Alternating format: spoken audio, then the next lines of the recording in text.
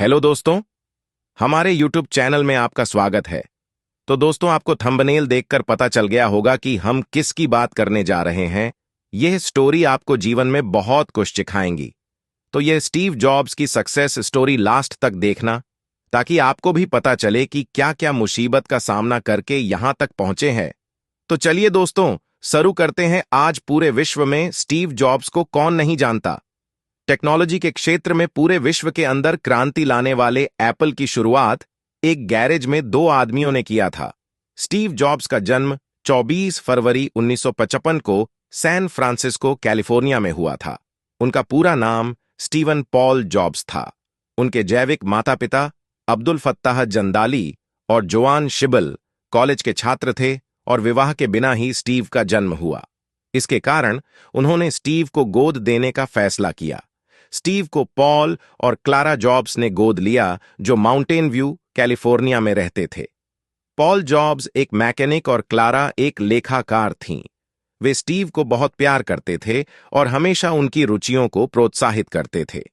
Steve का बचपन बहुत ही साधारण लेकिन प्रेरणादायक था। अब आगे शिक्षण के बारे में देखते हैं। स्टीव की शुरुआती शिक्षा माउंटेन व्यू में ही हुई।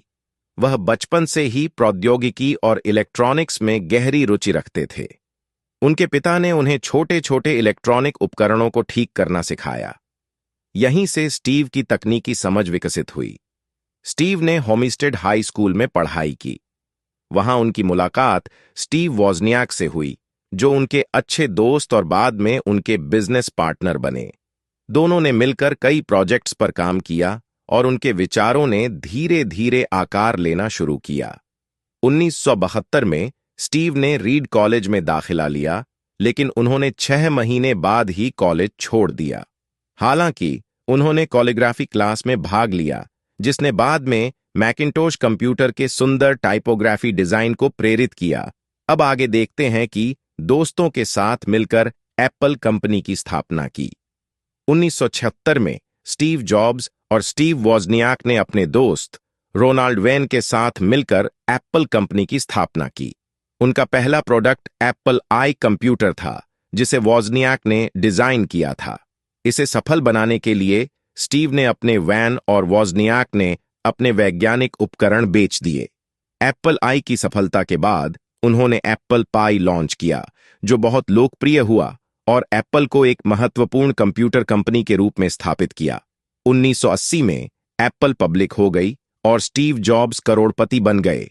अब आगे देखते हैं कि कंपनी में मैकिन्टोश और विवाद हुआ था। 1984 में स्टीव ने मैकिन्टोश कंप्यूटर को लॉन्च किया, जो उपयोग में बहुत सरल और आकर्षक था। हालांकि उनके प्रबंधन शैली और दृष्टिकोण के कारण कंपनी में कई विवाद हुए। 1985 में स्टीव जॉब्स को एप्पल से निकाल दिया गया। इस दौरान समय ने उन्हें एहसास दिलाया कि अपने काम के लिए उनका जुनून असफलता की निराशा से अधिक है। एप्पल से निकाले जाने के बाद स्टीव ने नेक्स्ट इंकबॉट नामक एक नई कंपनी शुरू की। नेक्स्ट ने उच्च गुणवत्ता वाले कंप्यूटर बनाए, जो शैक्षणिक संस्थानों और व्यवसायों में लोकप्रिय हुए। इसके अलावा स्टीव ने पिक्सार एनिमेशन स्टूडियोज को खरीदा, जिसने बाद में टॉय स्टोरी, फाइंडिंग निमो और डी इनक्रेडिबल्स जैसी हिट फिल्मों का निर्माण किया। एप्पल में वापसी और सफलता। 1996 में एप्पल ने नेक्स्ट को खरीद लिया और स्टीव जॉब्स को एप्पल में वापस बुलाया गया। उनकी वापसी के बाद उन्होंने कंपनी को पुनर्जीवित किया और कई नवाचारों को पेश किया।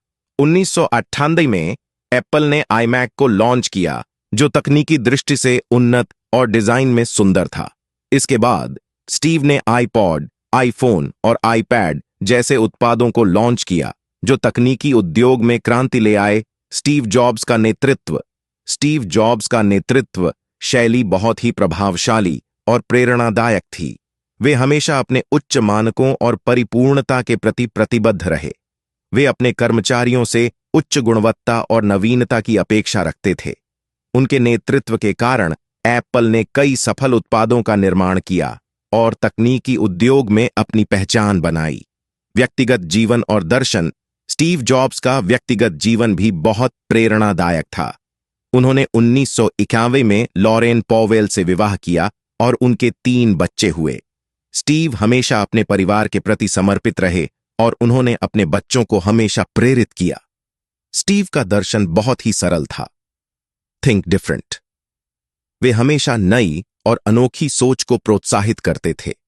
उनका मानना था कि जीवन में सफलता पाने के लिए हमें अपने सपनों का पीछा करना चाहिए और हमेशा खुद पर विश्वास रखना चाहिए। स्टीव जॉब्स ने तकनीकी उद्योग में अपने दृष्टिकोण और नवाचारों के माध्यम से एक अमिट छाप छोड़ी। वे हमेशा अपने उच्च मानकों और परिपूर्णता के प्रति प्रतिबद्ध रहे। 5 अक्टूबर 2011 को पैंक्रियाटिक कैंसर से उनकी मृत्यु हो गई, लेकिन उनकी विरासत आज भी जीवित है। स्टीव जॉब्स की कहानी यह सिखाती है कि असफलताओं के बावजूद यदि व्यक्ति अपने सपनों का पीछा करता है और उनमें विश्वास रखता है तो वह अवश्य सफल होता है। उनके जीवन का हर चरण प्रेरणादायक है और हमें यह याद दिलाता है कि नवाचार और दृढ़ संकल्प से कुछ भी संभव है।